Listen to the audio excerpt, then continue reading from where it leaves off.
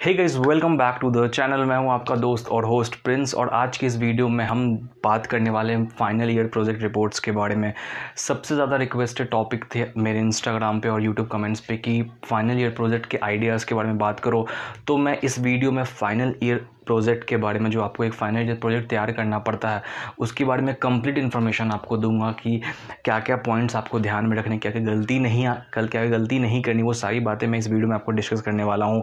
उसके साथ ही साथ ये वीडियो में जितने भी पॉइंट्स आपको बताऊंगा वो कोई भी पॉइंट स्क्रिप्टेड नहीं है, वो जो हमने बनाया है, जो हमने गलतियाँ की, तो उसके बारे में आज हम इस वीडियो में डिस्कस करने वाले हैं। तो सबसे पहले हम कौन कौन से टॉपिक को डिस्कस करेंगे वो मैं आपको बता दूँ। सबसे पहले हम प्रोजेक्ट वर्क जो होता है, हमारा प्रोजेक्ट रिपोर्ट, जो मेजर प्रोजेक्ट हमें तैयार करना पड़ता है, उसके बारे में मैं आपको बेनिफिट्स बताऊँगा, क्या क्या बेनिफिट्स है उस प्रोजेक्ट के, आपको जॉब पॉइंट ऑफ व्यू से, एडमिशन पॉइंट ऑफ व्यू से।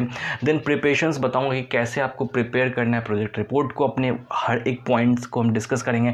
देन प्रोजेक्ट सिलेक्शन की चीज़ें बताऊंगा कि क्या क्या चीज़ें होती हैं। Then how to commercialize your final year project, बहुत ही इंपॉर्टेंट पार्ट है कि जो फाइनल ईयर की प्रोजेक्ट होता है उसको कमर्शलाइज कैसे करना है, मतलब उससे आपको अर्निंग कैसे करना है। और last one is project ideas, बहुत ही ज़्यादा इंपॉर्टेंट पार्ट है। तो ये इन सारे पार्ट्स को आज हम इस वीडियो में डिस्कशन करने वाले हैं बहुत ही डिटेल में। तो इस वीडियो को लास्ट तक ज़रूर देखना। उससे पहले अगर आपने चैनल को सब्सक्राइब नहीं किया तो चैनल को सब्सक्राइब करो, ताकि आपको डिप्लोमा और डिग्री के सारे ट्यूटोरियल्स और एग्जाम अपडेट्स टाइम पे मिलते रहा करें। तो सबसे पहले हम स्टार्ट करते हैं प्रोजेक्ट बेनिफिट्स से।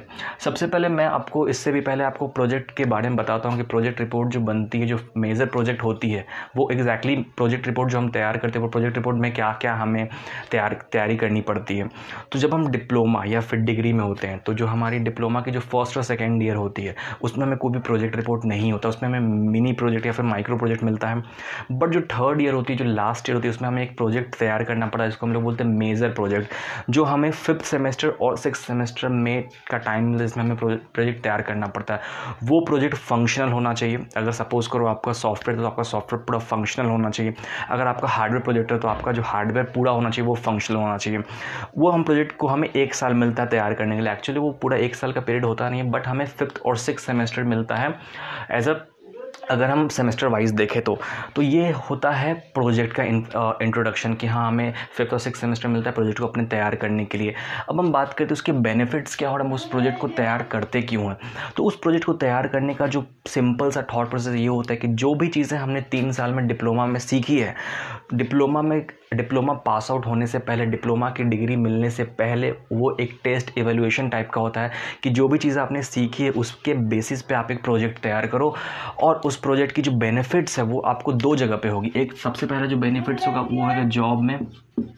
जो दूसरी बेनिफिट्स होगी वो होगी डिग्री एडमिशन में। अगर आप डिप्लोमा की प्रोजेक्ट कर रहे हो, अगर आप डिग्री की कर रहे हो, तो आपको आगे मास्टर्स में बहुत काम आने वाला है।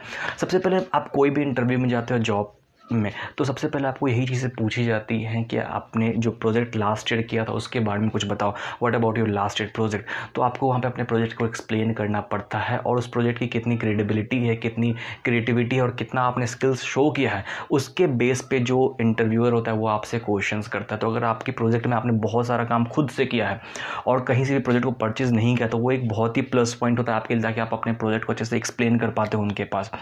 डिग्री में आप जाते हो, सपोज करो आपने कुछ डिप्लोमा में प्रोजेक्ट बनाया, वो कंप्लीट किसी रीज़न से नहीं हो पाया, या फिर उसका आपने मिनिमल वर्जन बनाया। सपोज करो आपका एक सॉफ्टवेयर है, आपने उसमें 2-3 मॉड्यूल्स बनाए हैं, आप सेम सॉफ्टवेयर को, सेम प्रोजेक्ट को अपने डिग्री में कंटिन्यू कर सकते हो, मतलब लाइक उसका एक्सटेंडेड वर्जन बना सकते हो और उसको कमर्शलाइज भी कर सकते हो। क्योंकि डिप्लोमा में अक्सर होता है कि हम एक छोटे लेवल पे होते हैं, हमारी सोच भी उतनी ज़्यादा होती नहीं है, तो हम प्रोजेक्ट को अपने उस लेवल का बना नहीं सकते जिसको हम मार्केट कर सके। बट अगर आप उसी प्रोजेक्ट को, उसी आइडिया पे काम करो डिग्री में, तो जाके ये जो डिग्री में जो आपकी प्रोजेक्ट तैयार होती है, वो उसको आप इजीली कमर्शलाइज कर सकते हो। इस वजह से जो प्रोजेक्ट होता है, जो प्रोजेक्ट की जो आइडिया होती है, project selection and project idea, इसलिए बहुत ज़्यादा इंपॉर्टेंट पार्ट होता है प्रोजेक्ट कमर्शलाइज करने के लिए। उसके बाद हम बात करते हैं प्रिपरेशंस की। प्रिपरेशन कितने तरीके से होते हैं और क्या क्या हमें प्रिपेयर करना पड़ता है। सबसे पहले अगर हम प्रिपरेशंस की बात करें, तो सबसे पहला होता है टीम बिल्डिंग।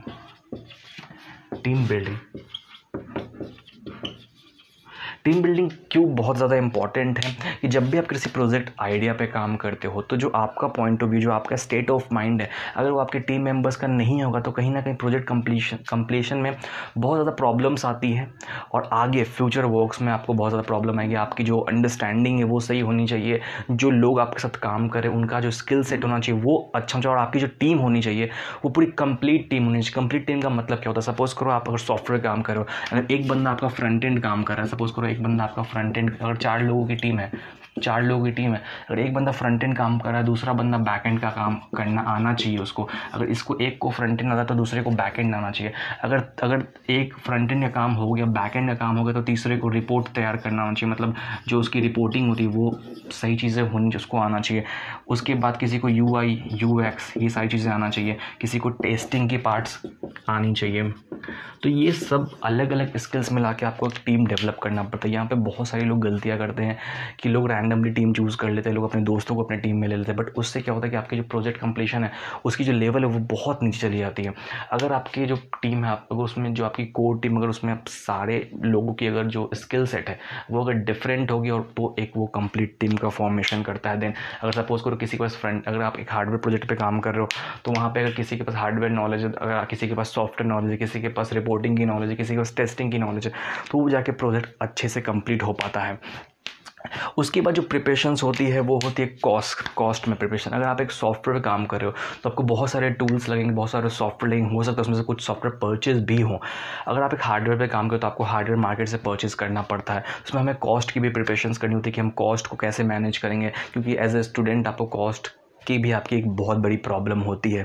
तो ये भी प्रिपरेशन आपको यहाँ पे करना पड़ता है। उसके बाद हम बात करते हैं प्रोजेक्ट सिलेक्शन की। जो प्रोजेक्ट सिलेक्शन का पार्ट है ये भी बहुत ज़्यादा इंपॉर्टेंट होता है, क्योंकि हम अक्सर गलती यहाँ पे करते हैं। एक्चुअली क्या होता है कि जब भी आप कंप्यूटर साइंस की प्रोजेक्ट करो, आप सिंपल एग्जांपल हो कंप्यूटर साइंस की प्रोजेक्ट के बारे में, तो यहाँ पे भी लोग क्या करते हैं, बहुत सारे लोग IoT की प्रोजेक्ट करते हैं, बहुत सारे लोग सॉफ्टवेयर पे काम कर रहे हैं, बहुत सारे लोग आर्टिफिशियल इंटेलिजेंस पे काम कर रहे हैं, बहुत सारे लोग एंड्रॉयड ऐप बना रहे हैं, बहुत सारे लोग वेबसाइट बना रहे हैं। यहाँ पर हमें ये देखना है कि जो आपकी कैटेगरी है, जो कोर कैटेगरी जिसको बोल, सपोज करो IoT है तो IoT कैटेगरी हो गई आपकी, सॉफ्टवेयर तो सॉफ्टवेयर कैटेगरी होगी, एप्लीकेशन डेवलपमेंट तो एप्लीकेशन डेवलपमेंट आपकी कैटेगरी होगी। उस कैटेगरी को वाइजली चूज़ करना है जो आपको आगे काम है। सपोज करो आप एक सॉफ्टवेयर इंजीनियर हो, अगर आपने IoT का एक प्रोजेक्ट किया तो आपके लिए उतना ज़्यादा बेनिफिशियल नहीं होगा जितना ज़्यादा बेनिफिशियल आपके लिए एक सॉफ्टवेयर का प्रोजेक्ट हो सकता है, क्योंकि जब आप इंटरव्यू में जाते हो तो आपसे पूछेंगे कि आपने कितना एफर्ट लगाया। तो IoT का प्रोजेक्ट बेसिकली क्या होता है कि आपको एक डिवाइस खरीदना होता है, आपको 2 से 4 लाइन का कोड जो इंटरनेट पर अवेलेबल है वो आप डाल देते हो, प्रोजेक्ट आपका खत्म हो जाता है।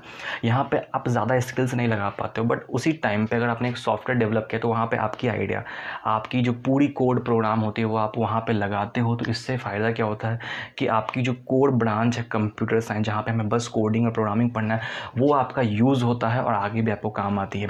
तो ऐसे हमें प्रोजेक्ट अपना सिलेक्शन करना होता है, कैटेगरी सिलेक्शन करनी। अगर आप एक मैकेनिकल के स्टूडेंट हो तो आप बेसिकली ऑटोमोबाइल से रिलेटेड प्रोजेक्ट कर सकते हो। जो भी प्रोजेक्ट, ऐसा प्रोजेक्ट चूज़ करो जहाँ पर जो चीज़ आपने पढ़ी है वो आपको शोकेस करने का वहाँ पर मौका मिले, वैसी प्रोजेक्ट को आप चूज़ कर सकते हो, वैसी कैटेगरी को आप चूज़ कर सकते हो। देन उसके बाद हम आते हैं हाउ टू कमर्शलाइज और फाइनल ईयर प्रोजेक्ट के बारे में। इससे पहले मैं आपको बता दूं कमर्शलाइज का मतलब क्या होता है। कमर्शलाइज का ये मतलब होता है कि प्रोजेक्ट से आप अर्निंग कब स्टार्ट करते हो। ये बहुत ज़्यादा इंपॉर्टेंट पार्ट है। आप प्रोजेक्ट से अर्निंग कैसे स्टार्ट करोगे, सिंपल एग्जांपल बताता हूँ। फेसबुक इतनी बड़ी वेबसाइट है। फेसबुक भी एक टाइम पे कॉलेज प्रोजेक्ट था, कॉलेज से स्टार्ट हुई थी। देन यूट्यूब आया, यूट्यूब भी कॉलेज के 2 लोगों ने बनाया था। बहुत सारी ऐसी वेबसाइट है जो कॉलेज प्रोजेक्ट से स्टार्ट हुई और आज बूम पे है, आज बहुत अच्छा खासा पैसा कमा रही है।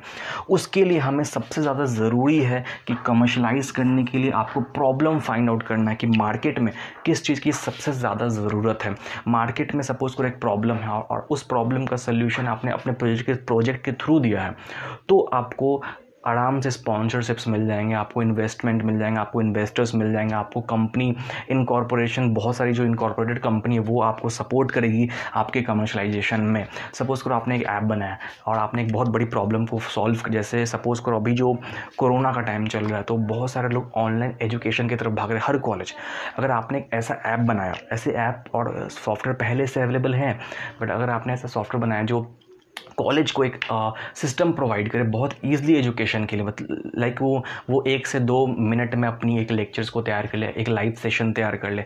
ऐसा अगर कुछ आपने बना, सपोज करो व्हाट्सएप एक चैटिंग ऐप है, अगर आपने व्हाट्सएप जैसा एक ऐप बनाया, उसमें फीचर्स डाले कि ऑनलाइन एजुकेशन कर सकते हैं लोग लाइव आ सकते हैं अपने कॉन्टैक्ट्स के साथ, तो वहाँ पर क्या होगा कि आपको जो एक प्रॉब्लम था उसका आपने सोल्यूशन दिया, तो आपकी जो कमर्शलाइजेशन है वो ईजी हो जाती है। क्योंकि कमर्शलाइज करने के लिए प्रोजेक्ट के लिए आपको सबसे ज़्यादा ज़रूरी क्या है, वो है इन्वेस्टमेंट और देन एक मेंटोरशिप, वो आपको यहीं से मिलेगी। अगर आपकी जो आइडियाज़ में दम होगा तभी आपको प्रोजेक्ट की जो कमर्शलाइजेशन है वो मिलती है।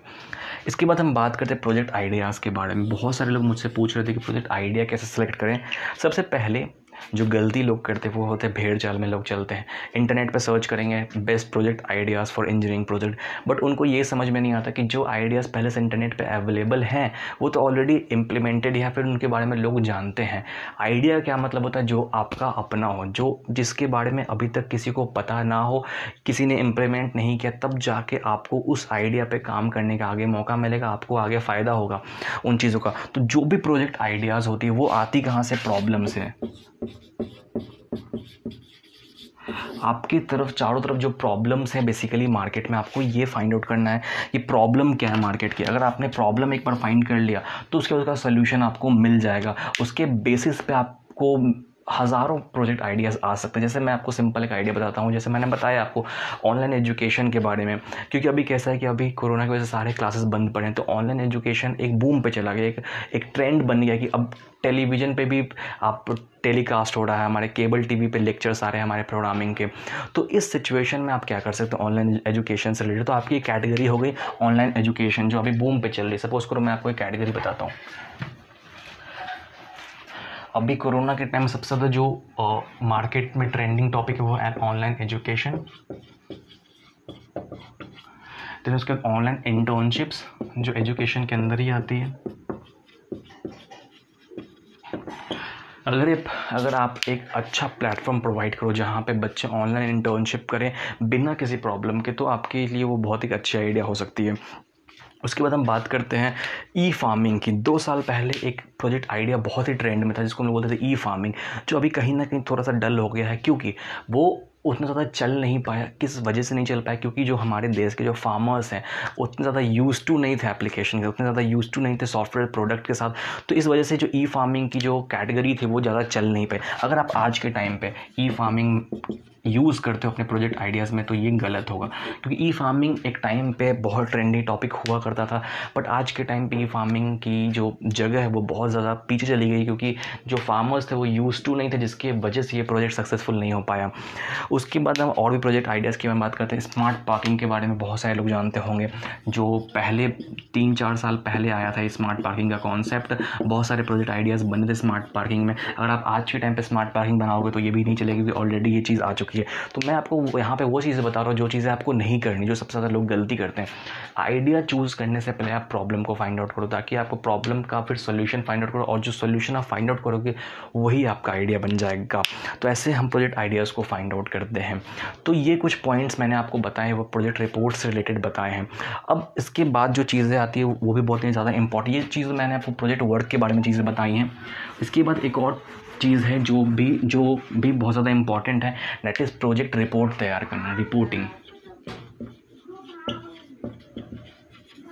जब भी हम प्रोजेक्ट रिपोर्ट तैयार करते हैं तो यहाँ पे हमें एक ब्लैक बुक बनाना पड़ता है, लाइक 100-150 पेज की एक रिपोर्ट तैयार होती है।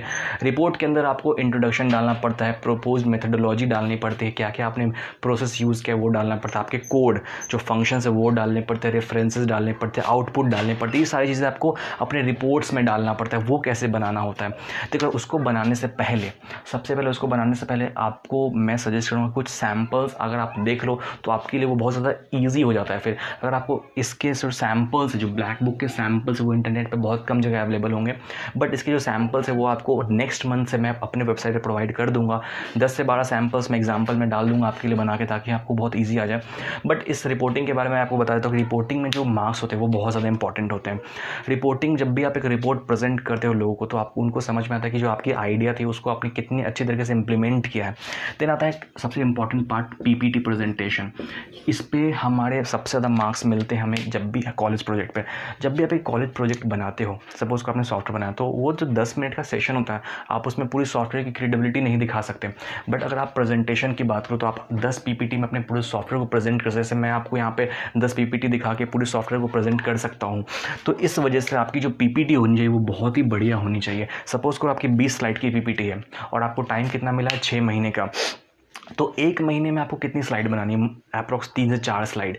1 महीने में अगर आपने 3 से 4 स्लाइड बनाई तो स्लाइड की जो लेवल है वो यहाँ हो जाती है, मतलब बेस्ट, मतलब आप बेस्ट स्लाइड बना सकते हो 3 से 4 महीने में 20 स्लाइड के आसपास। तो इस वजह से जो पीपीटी होता है ये हमारा डॉक्यूमेंटेशन पार्ट है। ये डॉक्यूमेंटेशन पार्ट और जो हमारा कोडिंग पार्ट है वो भी बहुत ज़्यादा इंपॉर्टेंट है, दोनों इंपॉर्टेंट है। इस वजह से हमें पीपीटी और रिपोर्टिंग पार्ट को भी अच्छे से करना है, क्योंकि हमें मार्क्स को नहीं छोड़ना। अगर आपको 10 मार्क्स आपको प्रोजेक्ट पे मिलता है तो आपको मिनिमम 10 आउट ऑफ 9 तो चाहिए ही चाहिए, अदरवाइज़ आपकी जो प्रोजेक्ट की जो पूरी मेहनत है वो ख़राब हो जाती है। तो ये जो चीज़ें थी, कुछ चीज़ें जो थी जो मैंने एक्सपीरियंस की वो मैंने आपके साथ शेयर की है। अगर आपको वीडियो पसंद आई तो वीडियो को लाइक करना, चैनल को सब्सक्राइब करना, और भी कुछ डाउट्स हो फाइनल ईयर प्रोजेक्ट से रिलेटेड तो मुझे नीचे कमेंट करके ज़रूर बताना।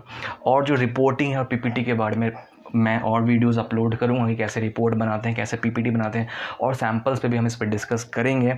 और भी अगर कुछ आपके डाउट्स तो आप मुझे सजेशन भी दे सकते हो नीचे कमेंट में, कि आइडियाज़ अगर आपको और चाहिए प्रोजेक्ट से रिलेटेड तो आप मुझे कमेंट में बता सकते हो। Thank you so much for watching this video. Have a good day.